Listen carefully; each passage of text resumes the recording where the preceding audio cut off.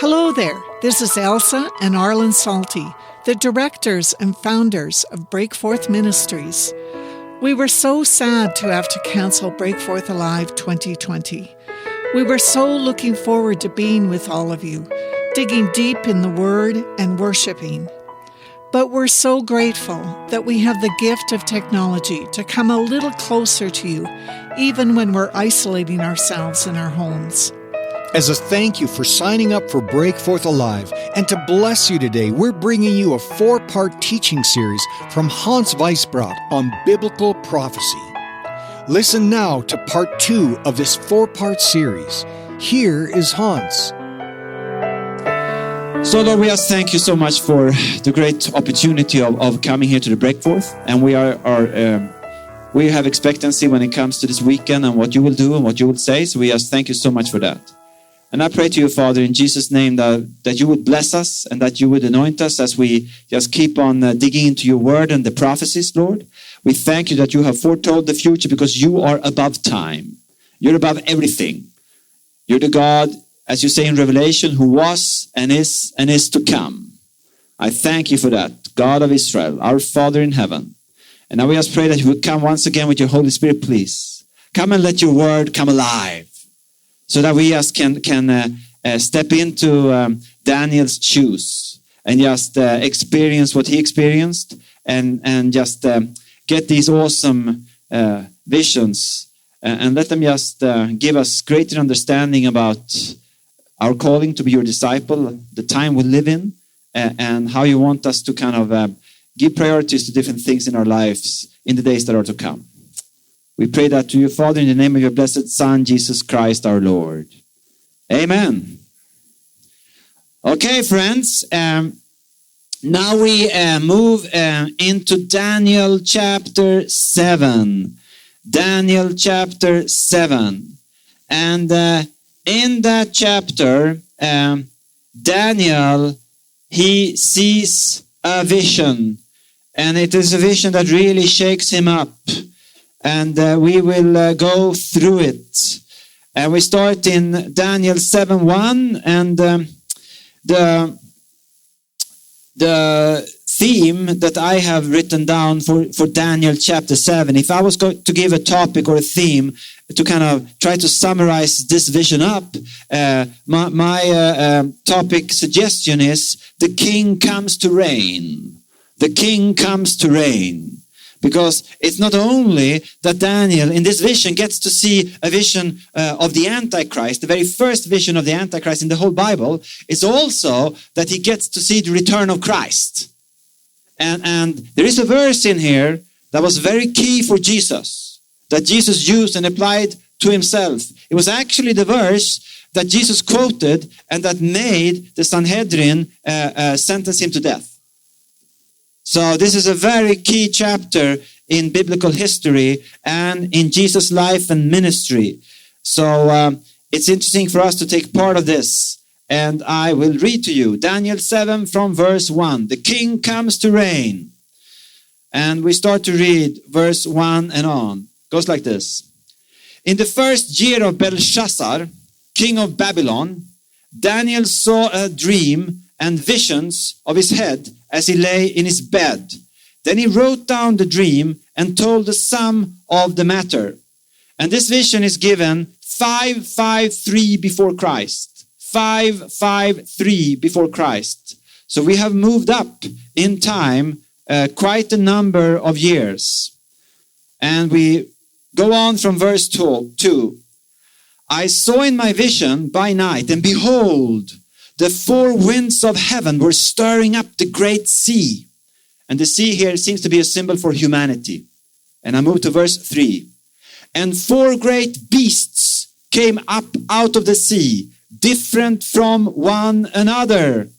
And here you can see the thing I said before, that one prophecy in Daniel has a tendency to build on the other one. Because the thing about 4, do you recognize that? In Daniel 2, we had 4 different layers of gold and bronze and silver and iron. And here once again, we meet obviously the same 4 empires. And we go to verse 4. The first was like a lion, and had eagle's wings. Then as I looked, its wings were plucked off, and it was lifted up from the ground and made to stand on 2 feet like a man, and the mind of a man was given to it. And we can just note there that in the Babylonian Empire, we have found lots of sculptures that look very much like the thing being described there, a lion and had eagle's wings. And then we move on to verse 5. And behold, another beast, a second one, like a bear. It was raised up on one side. It had 3 ribs in its mouth, between its teeth. And it was told, arise, devour much flesh. And this image of the beast that was like a bear, it connects very well with, you said medium Persian? Medo-Persian. Medo-Persian. Okay, there you go. Medo-Persian Empire. And now it's time for the empire of the Antichrist and the Roman Empire all into one. No, excuse me, it's not. First we have the Greek Empire. After this, verse 6, I looked and behold, another like a leopard with 4 wings of a bird on its back. And the beast had 4 heads, and dominion was given to it. And this is a perfect picture of the Greek Empire that was led by Alexander the Great. He took over after the Medo-Persian Empire. So the Babylonian Empire was from Daniel's days until 539 before Christ. The Persian Empire was until 333 before Christ. And 333 before Christ, Alexander the Great took power. And perhaps you remember what he did? Not that you were there, but perhaps you've read about it. How he conquered vast areas faster than anyone else had been conquering ever before in history. And that's why a leopard, that's a very quick animal, is a perfect picture to describe Alexander the Great. And then comes also that it says that the beast, in verse 6, I read it, had 4 heads. And that also fits perfect with Alexander the Great, because when he died, which he did very suddenly, when he died, 4 different generals took over his dominion, his empire, and great unrest and great confusion and lots of wars started to arise as a result of this. Not one person took over from Alexander the Great, but 4 persons. So this picture here just fits perfectly with that.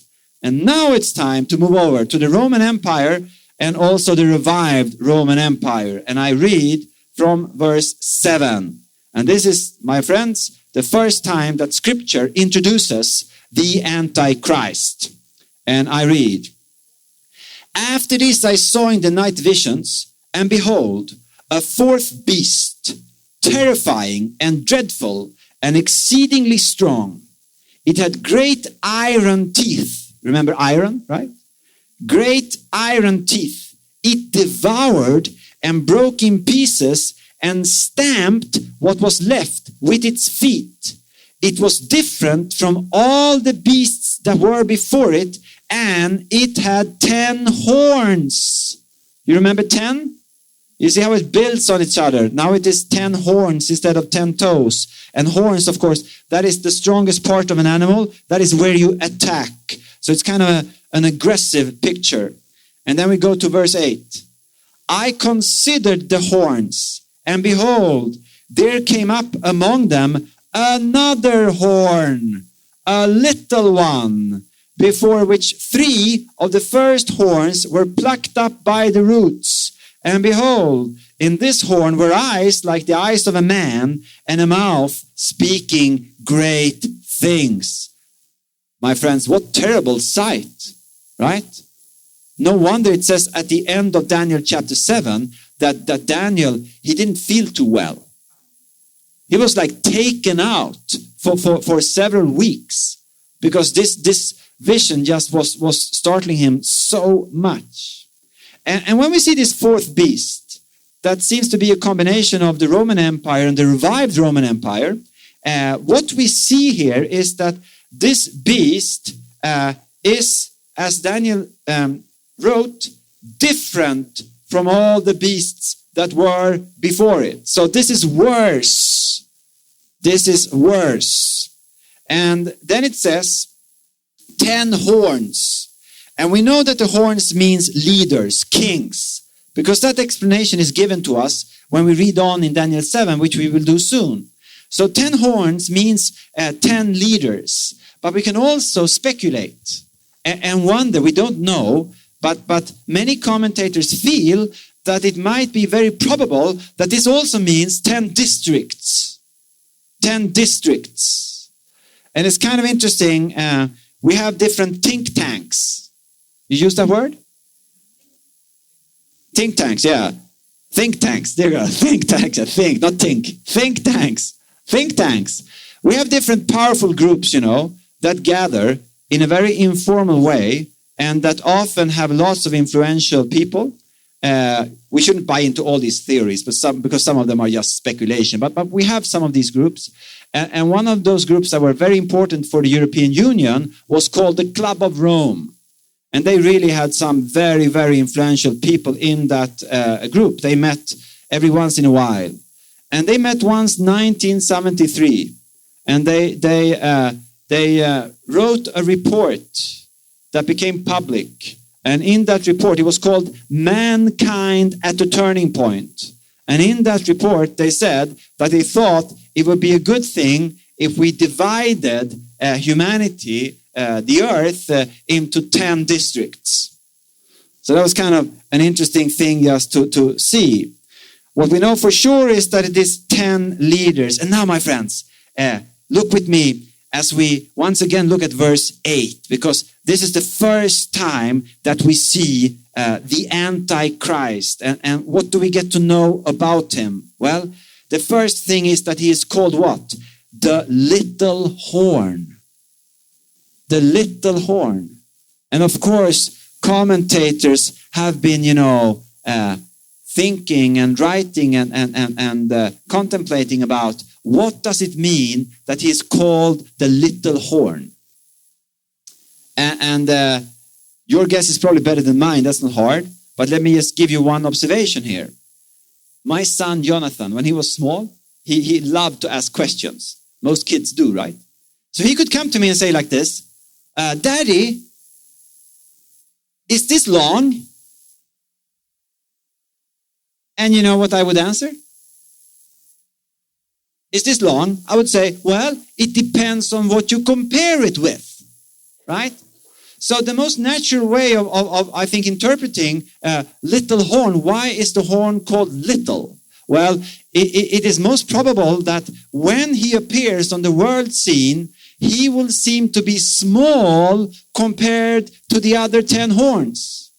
So 10 leaders for a mighty empire, perhaps a revived Roman Empire, perhaps something that is at least originating from the Western world, that has, global aspirations, and all of we'll get back to that when we move on into Daniel 7. And we have these 10 leaders, perhaps 10 districts, what do I know? But then something comes about. There comes someone who seems to be small, right? Insignificant. So it's not threatening. So people are put at ease. Doesn't seem to be a dangerous man. Doesn't seem to be self-serving, but quite the opposite. And then it goes on in Daniel 7, the verse that I read to you. We just pick it up. And please take note to take heed of the details. It says after that, before which 3 of the first horns were plucked up by the roots.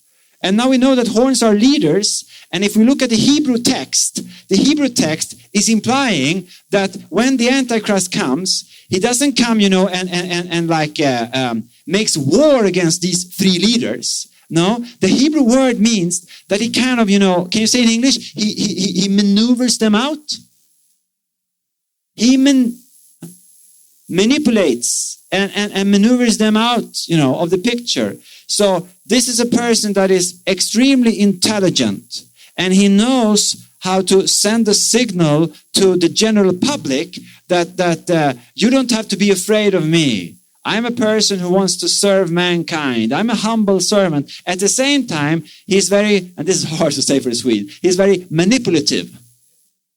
Manipulative, thank you. He's very manipulative. He's very, very smart. He will come back in many other prophecies here. He's very, very smart. Remember, please, that the devil is a snake, right?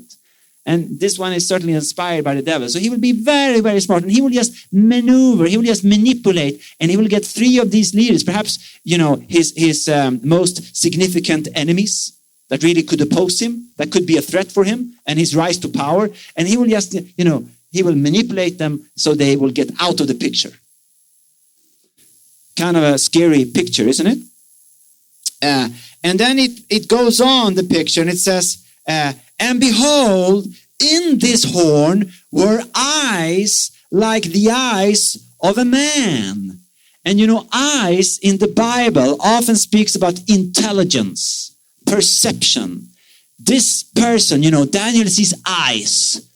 Someone is looking at you. You can think about, the Tolkien, the evil eye, Sauron. I mean, this is an eye that's perhaps not looking that way, but still, this is someone who is intelligent. He is perceptive. He is watching. He is watching. And he is intelligent. And then it goes on, and a mouth speaking great things. A mouth speaking great things. And this comes back both in Daniel further on. Once again, it's repeated. And it comes back in Revelation chapter 13. It speaks about, rhetorical skills. This person will be, today, in this day and age that we live in, right? It's a lot about appearance. It's a lot about communication, right? It's lots about how you say it, how you communicate. This person will be the smartest communicator that mankind has seen. Except, of course, for Jesus. He is God and human being at the same time. But this person will really know how to communicate. He will be a rhetorical genius? Rhetorical, there we go. Rhetorical genius. So he will be extremely smart. And we will keep on reading a little bit about him. We get explanations about this person in verse 19 to 25. 19 to 25. We get more information about the Antichrist. And we move then to Daniel chapter 7, verse 19 to 25 to get more encouraging information about the Antichrist. Isn't this a perfect thing to cheer you up on a Friday? Read lots about the Antichrist. A great way to have a great weekend, isn't it? Well, anyways, it's important because it's in the Word of God. So I read it to you. It goes like this, 19 to 25. Then I desired to know the truth about the fourth beast, which was different from all the rest, exceedingly terrifying, with its teeth of iron and claws of bronze, and which devoured and broke in pieces and stamped what was left with its feet. And about the 10 horns that were on its head, and the other horn that came up, and before which 3 of them fell, the horn that had eyes and a mouth that spoke great things, and that seemed greater than its companions. As I looked, and listen now, this horn made war with the saints and prevailed over them until the Ancient of Days came and judgment was given for the saints of the Most High, and the time came when the saints possessed the kingdom. Thus he said, as the fourth beast, there shall be a fourth kingdom on earth, which shall be different from all the kingdoms. And here comes a very key verse, part of the verse. And it shall devour the whole earth and trample it down and break it to pieces. As for the 10 horns, out of this kingdom 10 kings shall arise, and another shall arise after them. He shall be different from the former ones, and shall put down 3 kings. He shall speak words against the Most High, and shall wear out the saints of the Most High, and shall think to change the times and the law. And they shall be given into his hand for a time, times, and half a time. And if we now just pick out some details from the thing I read now, we have detail number 1, verse 21. Antichrist will make war against the saints. He will go against the saints. And this really fits very well together with Revelation chapter 13, where it speaks about Antichrist taking power and starting persecution against all the saints. So he will especially be at war with the saints. And he will be here, next detail, he will be here with his empire. It will not end, verse 22, until the Ancient of Days came and judgment was given. So he will be here, he will have his empire up and working until Jesus comes back and resumes power over this earth. And the next detail that we get from the text is very important. We have it in verse 23. It shall devour the whole earth. It shall devour the whole earth. My friends, the Antichrist, according to Daniel 7, he will succeed with what all other dictators have failed with. This was Hitler's dream. This was Saddam Hussein's dream, to conquer all of the world. And I mean, Hitler, he was, humanly speaking, pretty close, wasn't he? It was all in the balance for a while during the Second World War. Well, here we have one thing to surely recognize: the kingdom of the Antichrist. It will be a global empire. And it's kind of interesting, because if we look at the trends today, one of the big trends today is, of course, that we speak about that the world is what? Global village. And perhaps some of you have listened to me say this before, but I say as one priest, I have the gift of repetition. And it fits very well together with Daniel 7 here. I was once preaching in Switzerland, in Lausanne. And I just sensed how the Holy Spirit just told me that was okay that I preached there, but he had called me down for a different reason. So I took a train down to Zurich, and I went to the United Nations headquarters. And I didn't know how I would be let in, but I thought, God wants me to go there, so let's see what happens. So I came there, and they kind of looked at me a little bit confused, but they said, okay, we can let you in. We have an English visiting group right now, so join them. So I joined them, and there I was inside the UN. And please note that this is the second most important center for the United Nations all over the world, second only to New York. And please also note that this was the very birthplace for the United Nations. Before it went to New York, it was in not Zurich, Geneva, of course, in Geneva. So this is the cradle of the United Nations. And I came there, and I walked, and we were only a visiting group, so we had strict orders, We were not to go off the route. I would be disobedient after a little while, but that's another thing. So we were walking there en route, and around us, all over, were delegates from all over the world. They were in negotiations, back and forth. So we were really in the middle of everything that happened there. And when we came outside of the big meeting hall, that was the only place where they had books on display. Just a couple of books. And these books were not for me, for the visitors. This was for the delegates, right? Books that the United Nations had obviously selected for recommendation. Read this. And I looked down on the few books that were there. And when I saw the first book, I thought I was dreaming. I said, Hans, you've had it. This has gone too far with you, because you see things that are not there. Because the title of the first book I saw was World Leader Wanted, God or Devil. That was the title of the book. World Leader Wanted, God or Devil. You can find it on Amazon if you want. It's not hard to find it. And I always forget the name of the writer. It's kind of embarrassing, but his name is Bauer or Mauer. So I just never remember if it's B or M in the beginning. Bauer or Mauer. So, it said, World Leader Wanted, God or Devil, and it was behind glass. So I couldn't, I wanted to get it, but I couldn't. So I thought, are they joking or something like that? Or do they really mean it? So I went with the group, but I was going like this because I understood this was what the Lord wanted to show me. So I was going with the group. And I saw, on the sheet, it said, you are not allowed to go away from the company. You have to keep blah, blah, blah. So I went with the group. And then when we were getting close to the exit, I took off. I sense I have to do, because I sense the Lord is leading me here to some disobedience. So if he does it, I have to follow him. So I went into the compound and I came into the library. And I just went up to them and I thought, they can kick me off if they want to, but the Lord, I think, is behind this, so I'll try. So I said, excuse me, but could I borrow or perhaps just look at a book that you had on display, a world leader wanted, God or Devil?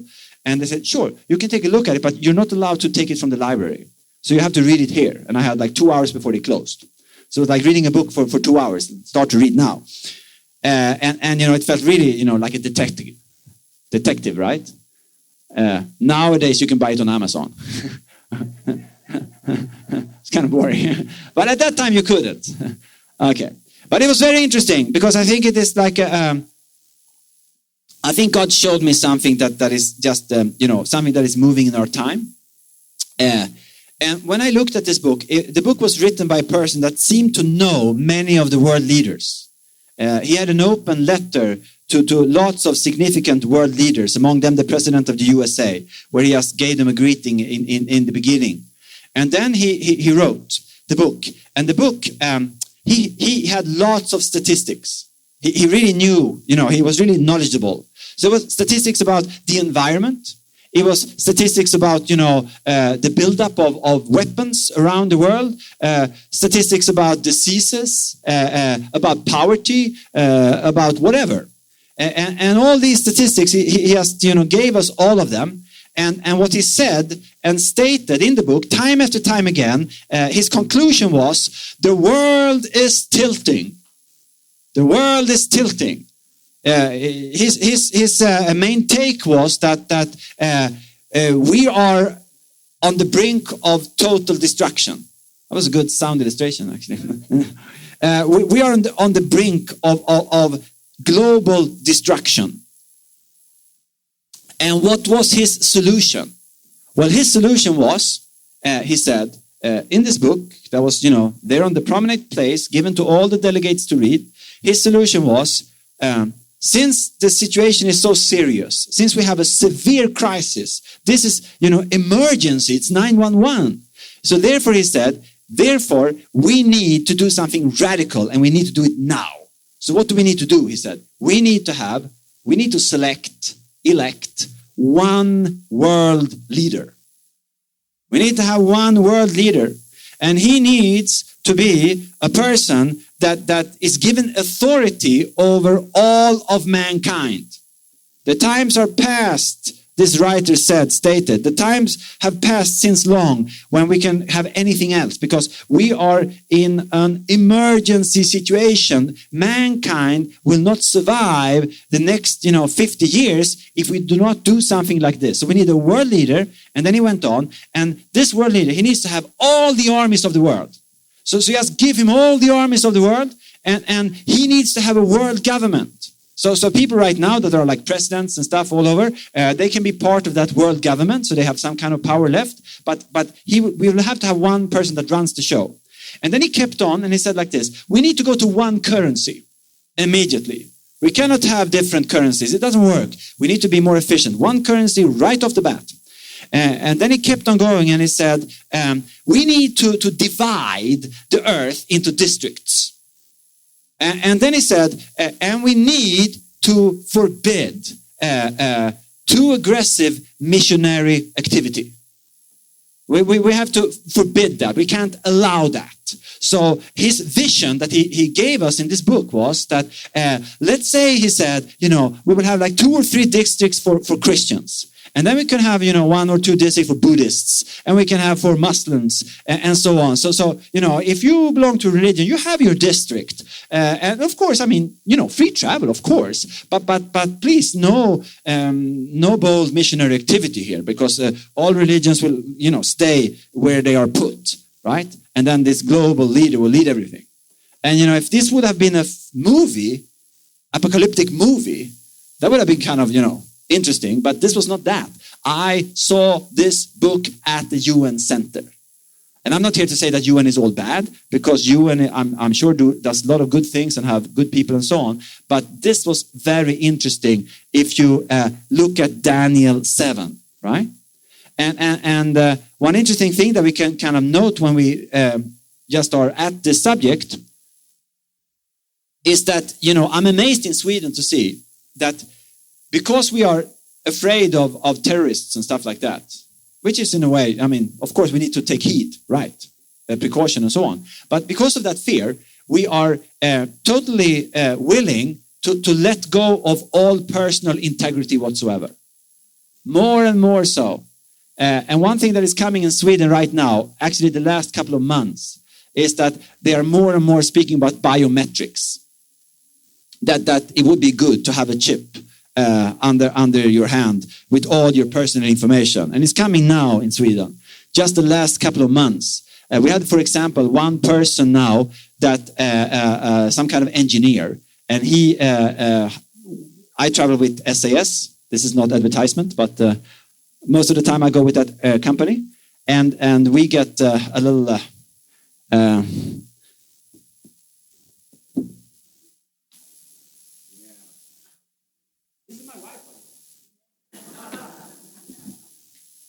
Also going to show you my wife.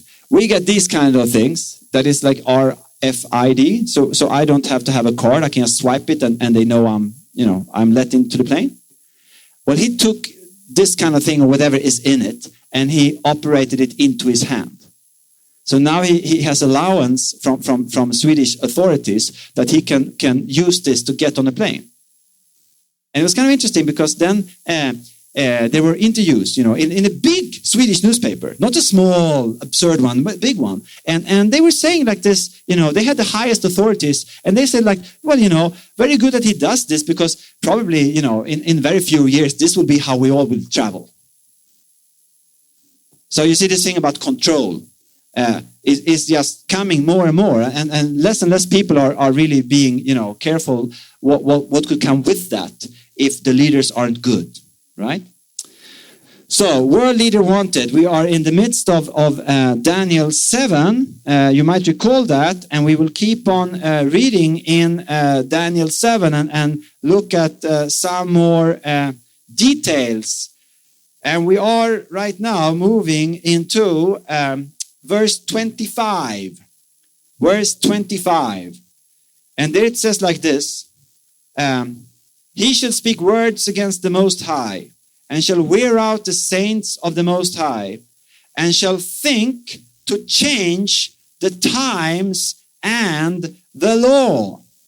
And this is a very odd expression, but commentators, many of them, feel that this can be connected to that when the Antichrist comes, what he wants to do is that he wants to erase everything from our mindsets that could connect us to being a Christian culture. So one interpretation that is very close to the Hebrew is that perhaps he's going to, you know, go to the very foundation. He's going to do away with all holidays. And perhaps he's going to do something that is similar to what the communists did in the 50s under Stalin. You say Stalin? He stopped having a 7-day week. You know, that's something biblical, right? So he started with 10-day weeks. And they had to drive people in hordes to the mental hospital because people couldn't cope with it. But he thought it would be more effective, right? So this leader here, the Antichrist, he will really try to erase all different attachments to Christianity and the Christian church from our culture. If that interpretation of the verse is correct, and I think it is.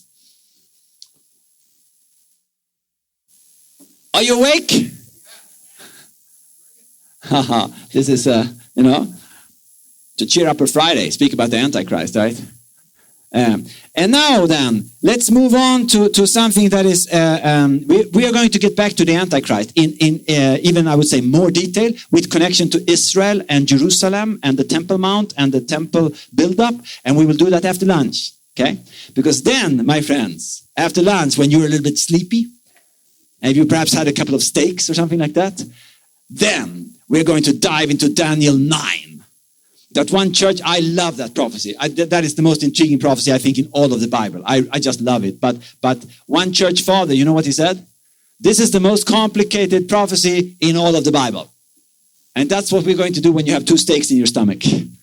Right? So you can use what I teach about up here, like something that, like a sleeping pill. And you can just sit there. It will be comfortable for you, right? Just sit there and let your food digest. So that is what we're going to do after the lunch. But let's now take a look at the good news in Daniel 7. And we move back to Daniel 7 verse 9. Because how is it all going to end? We have that in Daniel 7 from verse 9. 8 minutes till lunch, my friends. Have you decided what to eat to lunch? Good deal. Oh, it's in the car. Steaks? No steaks. Okay, good for you. I'll read now. Daniel 7 from verse 9. It goes like this. Please pay attention because this is mighty, powerful text.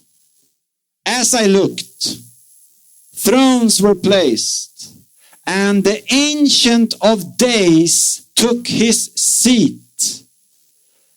His clothing was white as snow, and the hair of his head like pure wool. His throne was fiery flames. Its wheels were burning fire. A stream of fire issued and came out from before him, and thousands served him, and 10,000 times 10,000 stood before him. The court sat in judgment, and the books were opened. Isn't this a mighty vision? And you know what? It really it connects well with Isaiah 6, where Isaiah gets also to see a glimpse of the Holy One, and Revelations chapter 4, where John also sees a glimpse of the Holy One. And something that comes back and back is the thing about thrones. And God, the Holy One, the God of Israel, he's called in Hebrew Atik Hayamin. Atik Hayamin, and that means he who is eternal.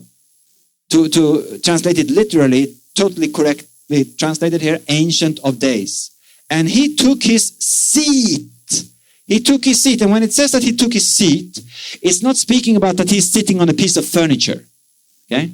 It's really the same image, picture that both John sees and Isaiah sees. And Isaiah, when he sees the Holy One, he says about him, Yoshev. And that is a Hebrew word in present tense that means that he is enthroned. Right? So the message is to you and me and to the people who get this vision, Daniel, the person, is he is in control. He has all the power. He is ruling universe. He's not sick. He's not away. He's not weak. He's not losing. He is in control. And then comes the thing about light, right? Clothing white as snow. Hair of his head like pure wool. So as all visions, when people see the Holy One, they see light.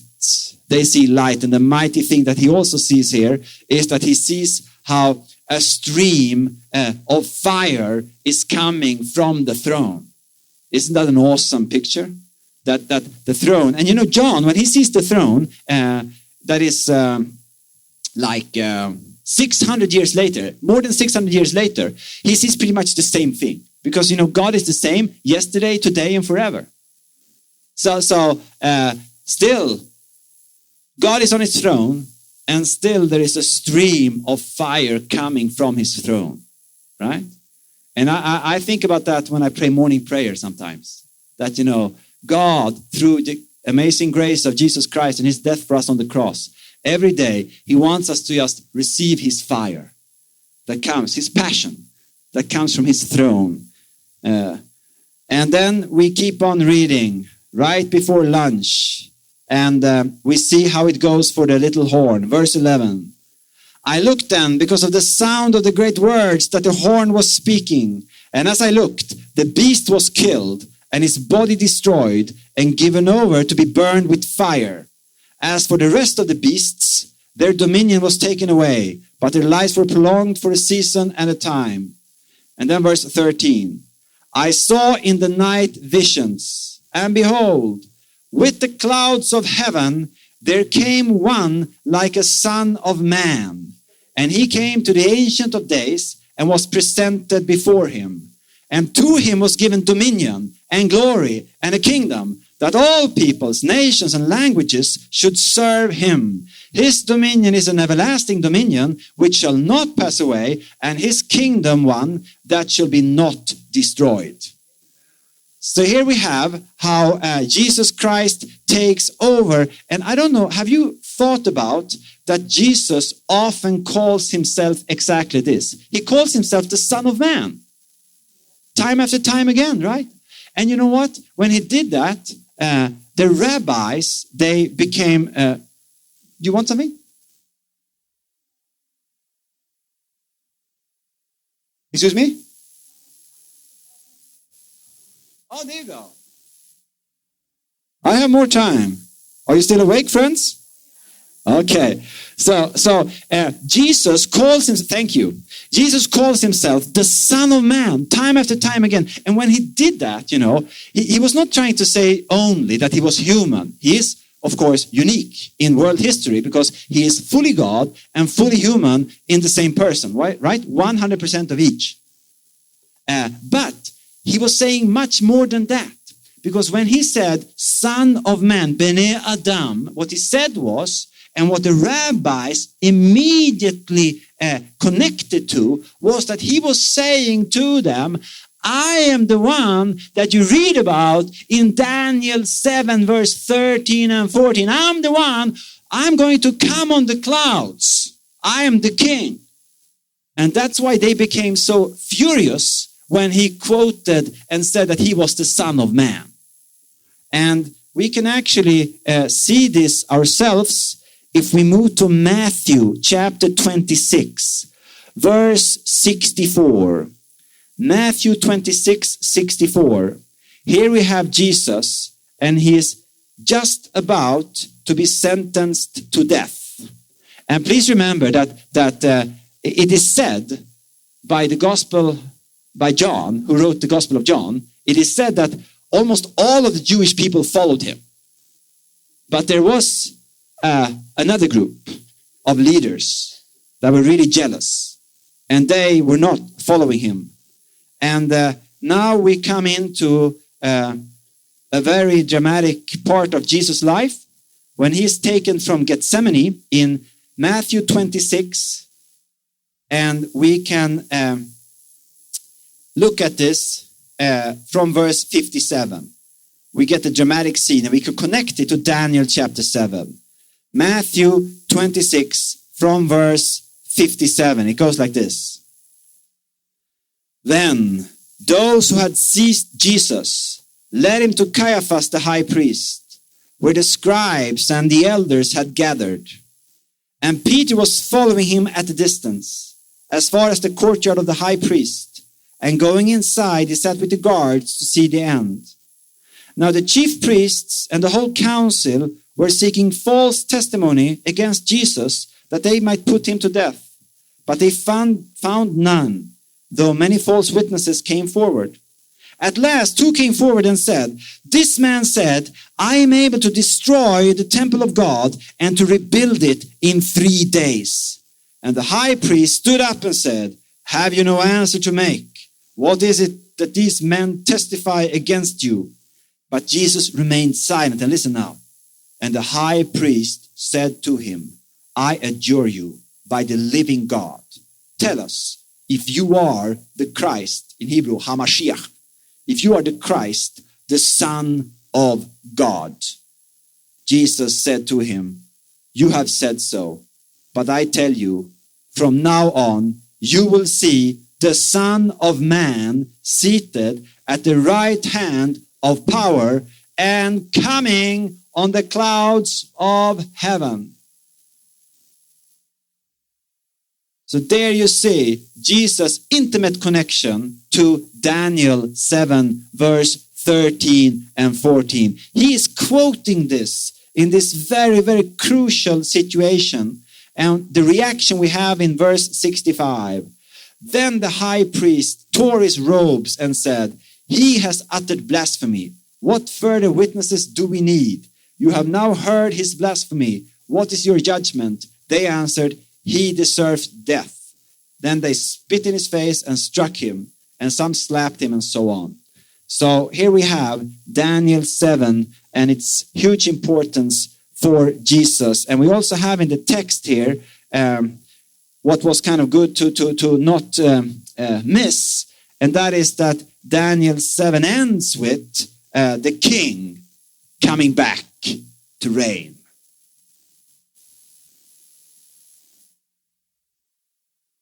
And now, before lunch here,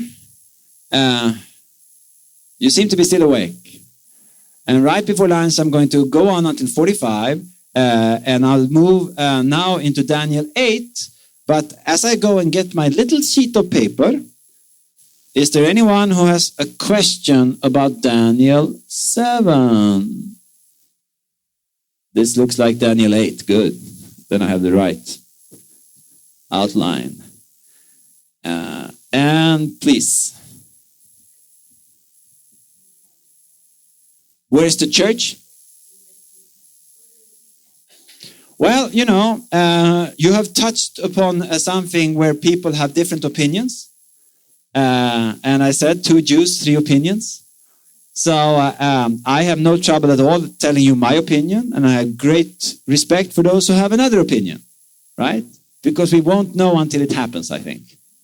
Okay? What I think is that the first thing that is going to happen on the so-called eschatological schedule when it comes to, I mean, we live in the end times, right? We've done that for 2,000 years because the church calls this the end time, the last times before Jesus comes back. So that's, we all agree upon that, right? But if we speak about the tribulation that we're going to speak more about in Daniel 9, the last 7-year period before Jesus comes back to this earth, there is different opinions. You probably know that very well. Both those who think that the Christians are raptured before tribulation, and we have those who think that Christians are raptured in the middle of tribulation, and we have those who think Christians are raptured like after 80% of the tribulation, and we have those who think that Christians are raptured after 95% of the tribulation, and we have those who think that Christians are raptured after 100%. So it's like we have many different opinions, and isn't that wonderful? I think that's kind of creative. My personal take on this is that I think that Christians are going to be raptured before tribulation. And the reason that I believe that, there are many reasons, with great respect for those who have another opinion. My reasons for believing this is that it seems like the whole period of the tribulation seems in a unique way to be the wrath of God over humanity, where a special period of tribulation is allowed to come upon us. I still think that the same period will be the greatest revival in mankind's history, because that's where we have Revelation chapter 7, where it speaks about, you know, a number of people being martyred. That was like John, the Apostle John, couldn't count them. And he can count an army in Revelation chapter 9 that is 200 million. So therefore, many of us feel that it has to be over 200 million people that he sees. So we're speaking perhaps about 1 billion or more so revival in the tribulation. But since it is the wrath of God in a very special way, it would be kind of illogical for God to let Christians go through that, since they have taken refuge in Jesus' righteousness. They have asked him for forgiveness. You know, Noah wasn't perfect, right? We know that. But he was a forgiven sinner. So he had just stepped into God's righteousness, you could say. And so did his wife and his 3 sons and their wives. So they were saved, right? From the flood. But the other ones were not saved. And Jesus, he says in when he teaches about the end times, he says time after time again, it will be like the days of Noah. And therefore I think that those who are in the ark will be saved. And I think this is greatly misunderstood, because sometimes people say like this, well, it's typical of you Western Christians that you think that you want to be raptured. It's typical of you because you don't want to carry your cross, right? You don't have so much persecution compared to Christians in other countries. But I think that's a misconception, really, because we don't think that we will be raptured because God, first and foremost, is interested in us not suffering anymore on this earth. I think we are being raptured as a sign of God's righteousness. He's sending a signal to the rest of humanity saying that it made a difference to have your protection in Christ. And that sign will be well needed. Why? Because, the tribulation is coming about and deception will be on a higher level than ever. It says that in second letter to Thessalonians, chapter 2 and on, that when the Antichrist comes upon the scene, what we read about here, demons will be more than ever coming with the spirit of deception. So you will really need to have your eyes fixed on the truth to be saved. And what better sign could there be for people who are left behind than that they can see that, bless you, that was almost like an alarm, like a shofar. So like, whoa, it's coming, we're coming. Amen. What better sign could non-believers get than that the Christians have been taken? And those who want to get the truth, they will always get the truth. So they will understand that, okay, it made a difference to ask Jesus for forgiveness. It made a difference to receive the Holy Spirit. And also, if we look at the tribulation, we will look at that text, the most complex prophecy in the Bible after lunch, as I said before.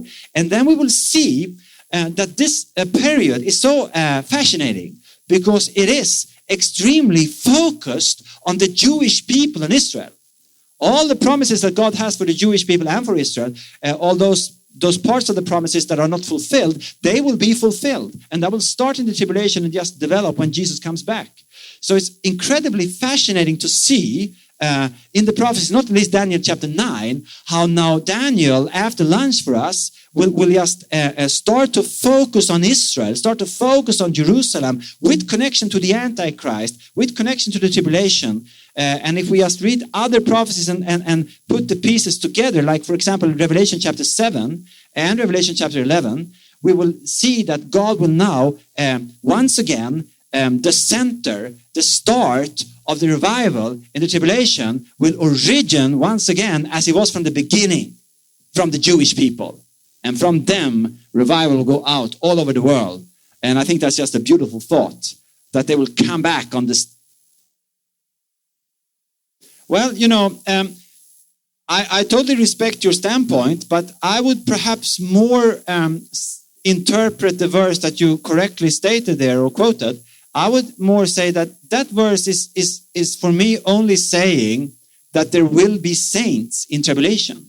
And that is not something I would argue against at all. Quite the opposite.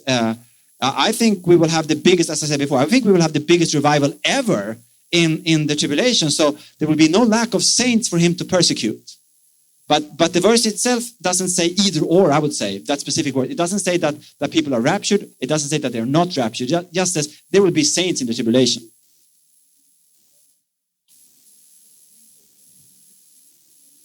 Oh yeah.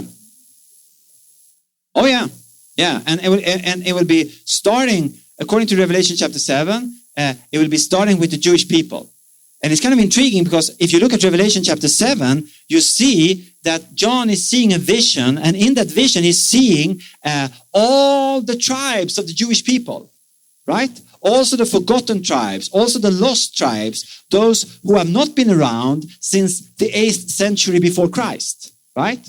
I mean, people were arguing. I've read rabbis, like 2,000-year-old discussions, right around when Jesus came about. I've read rabbis discuss with each other, will it perhaps be that when Messiah comes, that all 12 tribes once again will surface? Or are they forgotten and lost forever?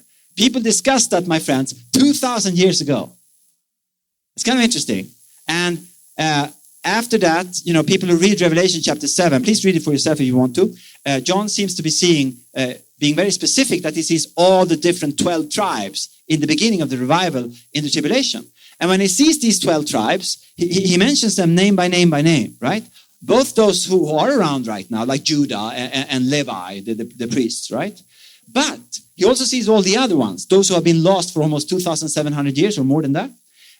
One interesting thing that I've told many of you before, but once again, I have the gift of repetition, is that most intriguing in our days, they have once again connected with one of the lost tribes. And that is the tribe of Manasseh. You say Manasseh? Yeah. And they found them in India. And they asked them, they are looking for Jews all around the world, right? And then they found people in India. They were Jewish. They were living, in the jungle, very primitive. And they asked them, who are you? And they said, we are Bnei Manasseh. We're the tribe of Manasseh. And they sent experts from Israel, really, really scientifically gifted persons. And a journalist came down from the New York Times and wrote extensive articles about this. And I know a Swedish person that is perhaps the best expert, one of the best experts in the world when it comes to the tribe of Manasseh. And it's like proven, I would almost say, that this is the tribe of Manasseh. And it's kind of interesting, that these tribes that so many people have said that they are lost, they're gone, they will never be seen again. Well, they're here now. And they have moved back to Israel, actually. Just a little minority. Because a problem has surfaced. A problem for Israel. And that is that very many of this tribe have been hit by revival in the 19th century. So very many are Christians. But they have let a couple of groups coming from Manasseh, they have let them back. And they actually live now, some of them live back in their original tribal area in Israel. Yeah. So if you go to Megiddo, that I will preach and teach about here at the BF, if you go to Megiddo, Armageddon, you can, it's so cool, you can see a road sign just before the crossing to Megiddo, and it says, the village of Manasseh. I had to ask the Lord, one more minute before lunch, I had to ask the Lord, why did the tribe of Manasseh come first? You're free to ask, right? And I don't know how God answers you, but very often the Holy Spirit speaks to me by giving me a question. That's kind of annoying. Because then I have to work, right? So I asked him, I really wanted to know. So time after time again, I asked the Lord, why did the tribe of Manasseh come first of the forgotten, the lost tribes? They're called that, right? The forgotten tribes.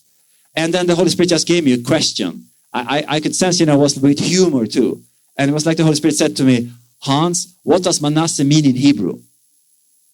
And in Hebrew, it's kind of interesting. Manasseh, that was one of the two sons of Joseph, right? And Joseph says, I give you the name, he didn't say to him, he was a baby then, but he said to him, I give him the name Manasseh because when he has been born, God has allowed for me to forget about my former sufferings.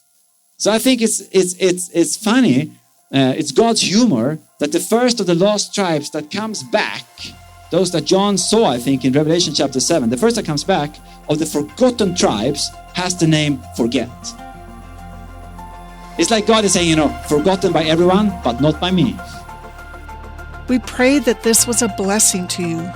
Before you move on to the next part, we want to let you know that we are working on a tour with Hans called Break Forth Revelation and Paul. Along with Hans as our teacher, we'll be visiting the 7 churches of Revelation to hear the timely prophetic words that Jesus had to say to each church. We won't end there. We will even sail by private chartered boat to the Greek island of Patmos, where John received this revelation from Jesus. We will visit the cave where John received the revelation. We'll take time to listen to the still, small voice of God on this beautiful island. It won't end there. We will also visit many of the sites of Paul's missionary journeys. This will include not just the highlights of places like Ephesus, but also Athens, where we will stand on Mars Hill, where Paul gave his most famous sermon. And then we'll also go to Corinth, where Paul wrote the book of Romans. Of course, we will also worship, pray, and apply the lessons of God's Word to our own lives. We'd love to have you join us for this spiritual journey of a lifetime. Now get ready for the next session from Hans.